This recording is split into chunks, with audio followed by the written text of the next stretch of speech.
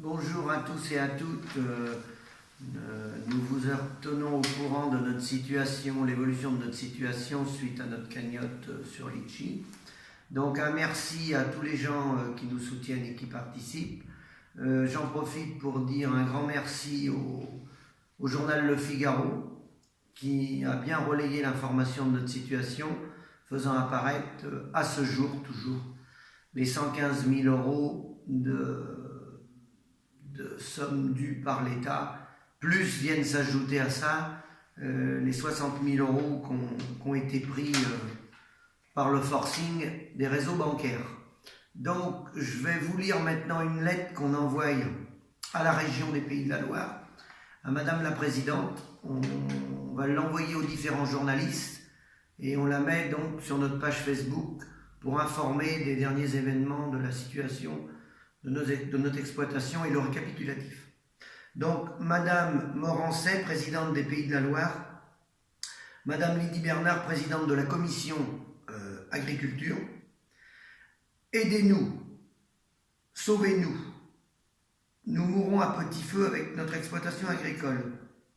Notre ministre de l'Agriculture vient de confirmer ce jeudi 7 mars à l'Assemblée nationale que l'État va perdre plusieurs centaines de millions d'euros d'aide européenne d'ici 2020. C'est à en devenir fou, c'est à en pleurer de rage, c'est injuste. Nous travaillons 80 heures par semaine depuis tant d'années pour des clous. En juin 2015, nous avons signé un contrat d'aide sur 5 ans avec l'État pour nous engager dans le bio. Depuis, nous vivons chaque jour qui passe un enfer sans comprendre pourquoi. Qu'avons-nous fait pour mériter tout cela? En juillet 2016, l'État nous informe que nos aides seront divisées par 2, avec un plafond de 15 000 euros par exploitation. Comment tenir les 3 salaires de notre exploitation avec les investissements réalisés par le passé? Les banques nous ont immédiatement abandonnés et ont refusé notre transformation en GAEC. Elles ont refusé l'étalement de nos emprunts sur 7 ans. Avec le temps et notre travail, nous aurions remboursé. Nous avons toujours remboursé, toujours remboursé.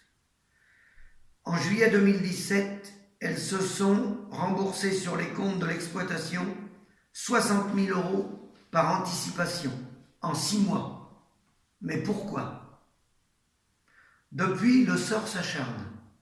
En novembre 2017, la direction départementale de l'agriculture décide que notre exploitation laitière n'a pas d'animaux et nous retire 8 000 euros d'aide par an pour l'année 2015, 2018 et 2019. Pas d'animaux. Imaginez-vous comment peut-on produire du lait sans animaux? En mai 2018, la personne de la Chambre d'agriculture qui fait notre déclaration PAC se trompe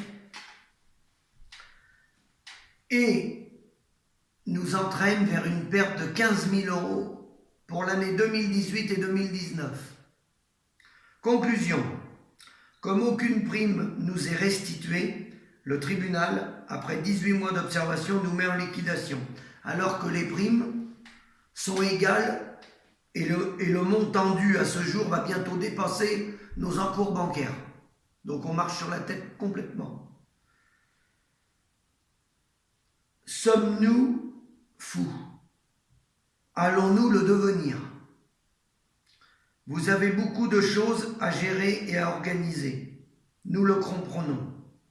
On ne peut pas vous accuser. Au contraire, l'État nous a abandonnés. Mais pas vous, pas la région. Il reste bien une enveloppe quelque part, comme le disent parfois les élus. Nous avons besoin de votre aide pour rester vivants. Notre exploitation fonctionne. Nous fabriquons un lait bio de qualité. C'est désespérant. Que vont devenir les centaines de millions d'euros qui peuvent créer tant d'emplois dans les fermes et dans le bio? Venez nous voir, s'il vous plaît, venez nous voir, afin de comprendre. Le silence est pire que tout. Il est terrible, vraiment terrible, quand on ne comprend pas. C'est la raison pour laquelle nous choisissons de publier notre appel à l'aide. Les 140 personnes qui nous ont aidés sur notre petite cagnotte nous réchauffent le cœur. Cela ne suffira pas à calmer les banques qui auraient pu attendre. On va venir nous saisir tout. Aidez-nous. La parole est maintenant à la présidente de la région qui, dans un dernier sursaut humaniste, peut nous aider comme le font tous les gens chaque jour en participant à la cagnotte. Merci beaucoup.